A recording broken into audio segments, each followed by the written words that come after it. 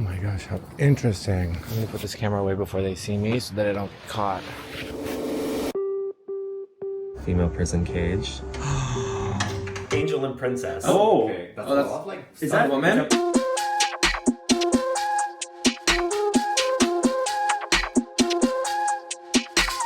Hello. Konnichiwa. Hello. Kind of scary, honestly. It's a really great part of Tokyo. It's much quieter than Shinjuku, where I was staying.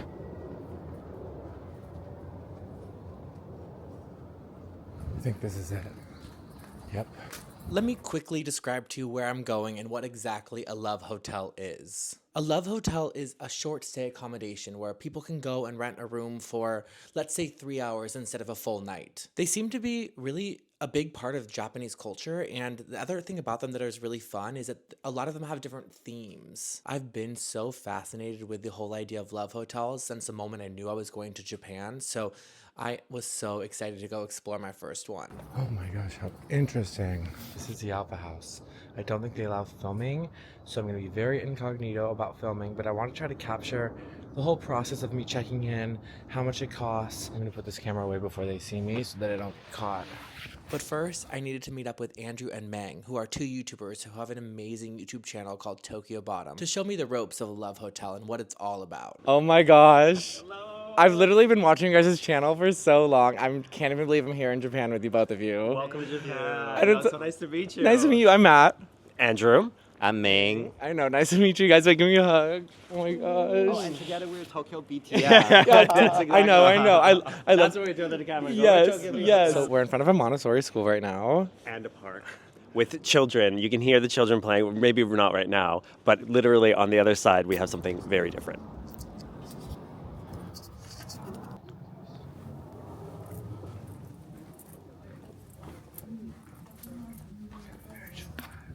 Is there a school one? I'll go in. 402? What's 402? It's like pooping. No. Pooping. It's like pooping academy. We can't get it. Oh, just chat. So it's gone. It's not gone. Yeah, available. it's gone, that's what they're saying. Okay. Female prison cage. Wow. This one's kind of that's the same one too. That's interesting. Yeah, that's the same set. Okay. And then like nasty angels, I guess. Yeah. Is that what it is? Oh, that's expensive one, yeah. Wow. Here it is. Here's the key.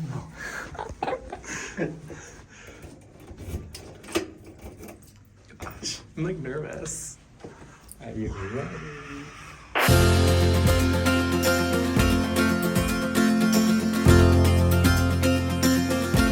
Have you ever Googled yourself? Well, I tried to avoid that, but I did last week, and let me tell you, terrifying. Old addresses, my phone number, even my family connections popped up on data broker sites. It's not only crazy to me that anyone can just find this stuff, but it's also really concerning. How is this even allowed? That's why I'm glad that Aura is sponsoring this video. Because Aura doesn't just monitor your data, they actively help you remove it from these creepy data broker sites. Less of your personal information out there equals fewer scam calls, fewer identity thefts, and just more peace of mind to know that my phone number and addresses aren't just out there for anybody to see. And here's the best part. Aura does all the heavy lifting for you. I have been using their app for a couple weeks now, and it already has found and removed my data from several sites. After I Googled myself and saw that information was so readily available, it's such a weight off my shoulder to know that Aura has my back. If you want to feel a little less exposed, head to aura.com/matthewlcullen for a free 2-week trial. You'll see exactly how much data is just floating around, and Aura will help you take back that control. Thank you, Aura, for sponsoring this video, and now back to the interview. Here she goes.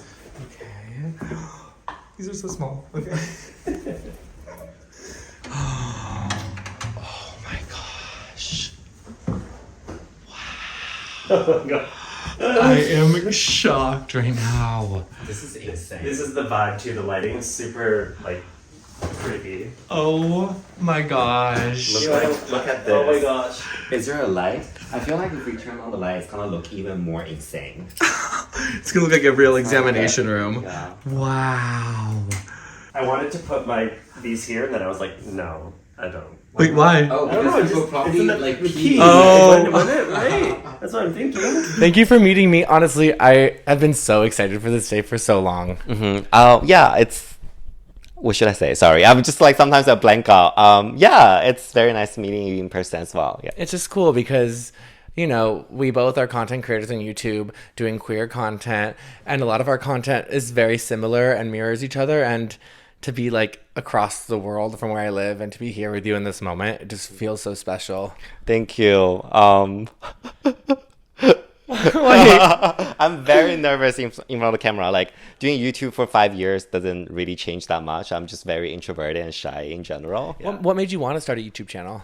So I always wonder, what it's like to have a YouTube channel and like be a content creator before. So I'm very close friend with Andrew, and I remember like there was one time we were at a family restaurant, and he was very frustrated with one of his another friend, and because he always wanted to like start a YouTube channel with that person, but they kind of like just throwing out ideas, but no one's actually taking any action. That was during the time of like COVID. So we didn't have like much things to do either. So we just like, oh, why don't we just like make it happen? I think like we share a lot of like similarities of like being a gay bottom in Japan. So that's our channel, Tokyo BTM. And then we want to create content around that topic because it's very relatable, I think, for many people, because it's a country of full of bottoms. Is it really? I think so. I think more than 70%. So I got DVDs. And the guy actually came over to look because I was like, do you have any like guy on guy? And he was like, I don't think so. So he's like opening them up and like trying to find. He was actually really supportive. And then he was like, I'm so sorry. It's just like woman on woman or woman on man. And I was like, okay. So.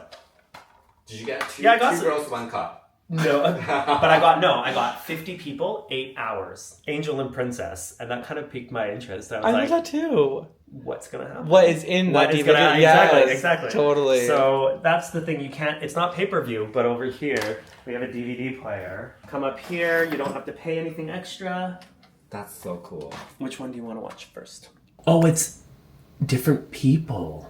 Like different women. I thought it was going to be different they men. have different chapters. Chapters. Okay. That's crazy. Do you know these names? No, I don't know any of these names. I can't. Some of them I can't even read. Oh, okay. That's a lot of like. Is that woman? Yeah. Okay. Do you like pixelated porn? Wait, why is it pixelated, do you think? Well, because it's illegal. It's illegal here in to show. Japan. Oh. Yeah, if you don't pixelate your genitals, it's considered as like exposing in public. Yeah. So we're in a love hotel, which is very specific for Japanese culture, right? Yeah.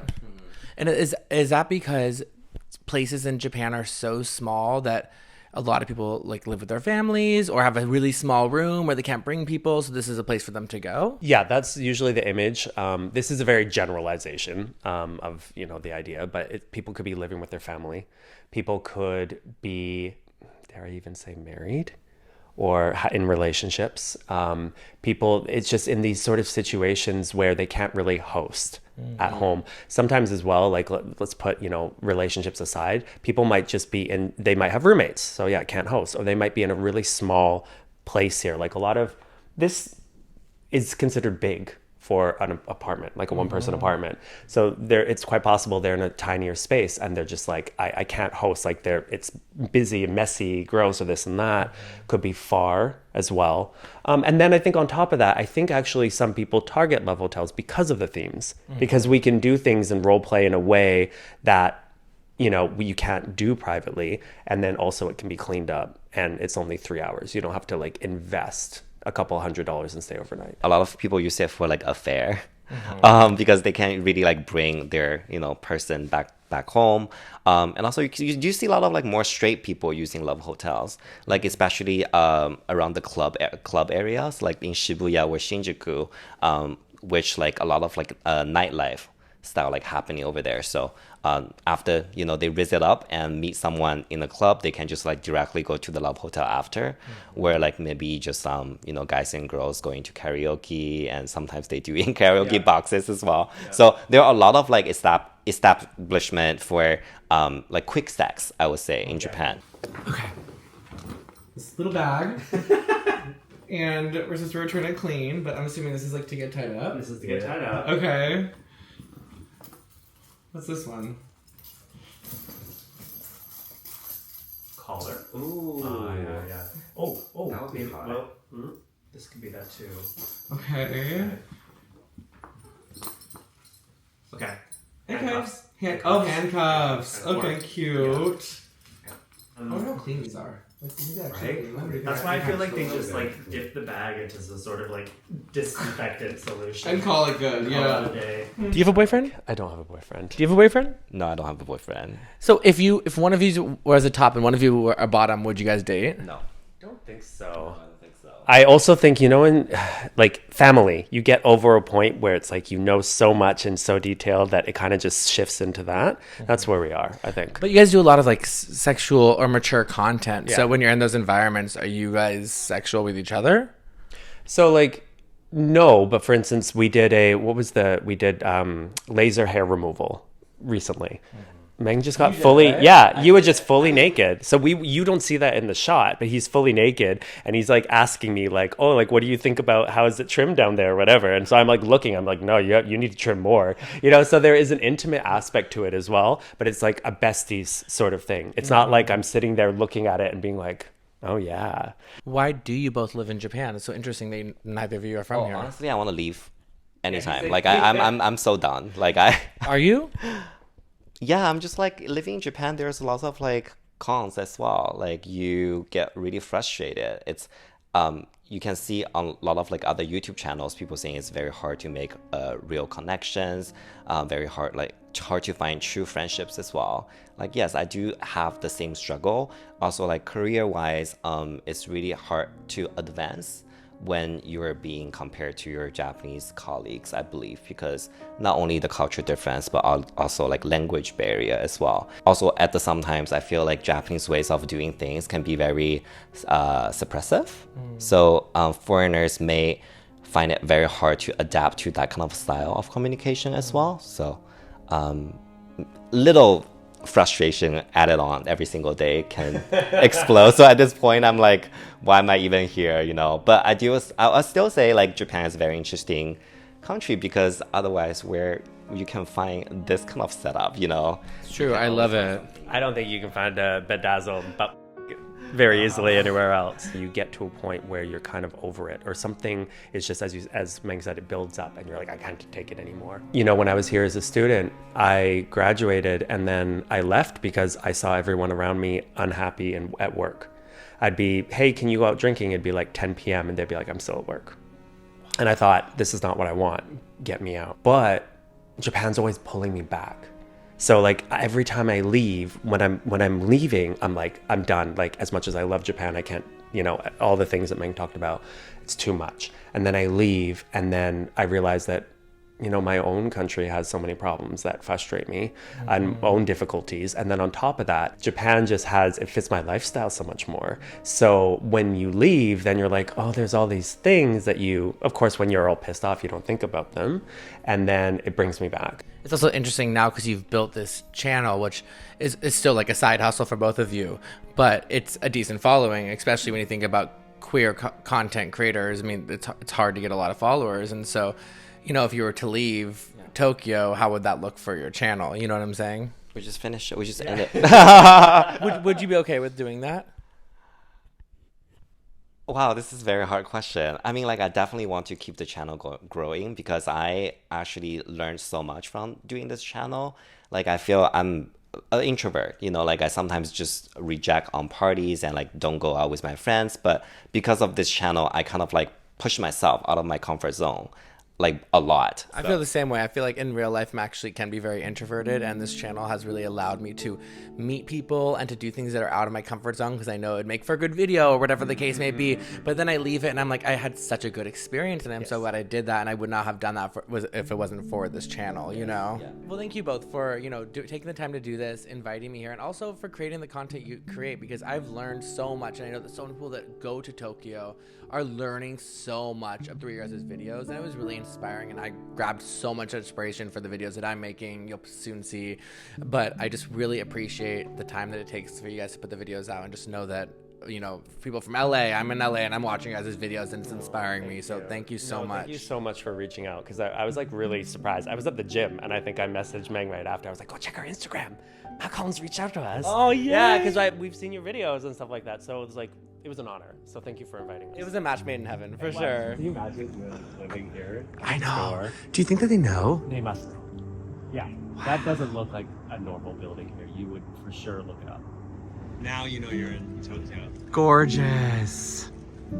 Oh my gosh. It's like the Eiffel Tower, but for Tokyo, huh? Yeah. And it's very like 90s anime, always has like a shot. It's like we're in Tokyo, you'll see Tokyo Tower. It's the vibe. Spending that time with Andrew and Mang was so special and something that I'll never forget. I think it's always so amazing when you meet somebody for the first time and they share such a common interest as you, and obviously them being YouTubers as well. We automatically just kind of got each other, and it was so fun to hang out and be creative at the same time. That's when I have the most fun in life, is when I'm able to be creative while having fun, and that really felt like this instance. It was like 3 friends all hanging out, creating together, and they were just really, really amazing people, and I am linking their channel below, so if you have not checked it out, you really should. It's some amazing Tokyo content, and I've been watching their videos for a while, and I truly, truly love them. I've been posting a lot of original content on Instagram, and I think you would really enjoy it. It's a lot of queer history reels,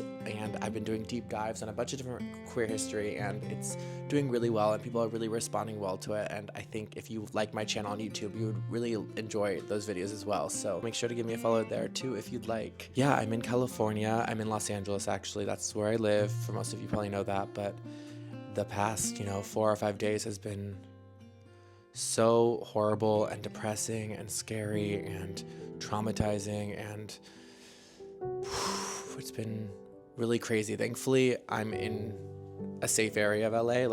Who knows at this point? Every day is new information, but as of now, it's been a safe area, so I've not had to evacuate. But just seeing how much of my home has been demolished, in the Pacific Palisades or in Pasadena or even in the hills, it's been really a sad time here in Los Angeles. But I am safe, and a lot of you have reached out and, wished me well and wondered if I was doing okay. And thank you so much. It means so much to know that people that watch my channel really care about me. And thank you. I am safe, thank God. And just sending my love to everybody that have been impacted by this fire, and all the animals. I think about the animals a lot too, how scared they must all be, and it's hard to put into words how it's been here the past week or so in LA, but we are gonna get through it. And thank you so much for your well wishes. It means a lot. Thank you so much for watching. I will see you Thursday with a new episode of Queer Case Files, and then on Sunday with my next episode of Our Queer Life. Thank you so much. I'm thinking about you and sending my love, and I will see you very, very soon. Okay.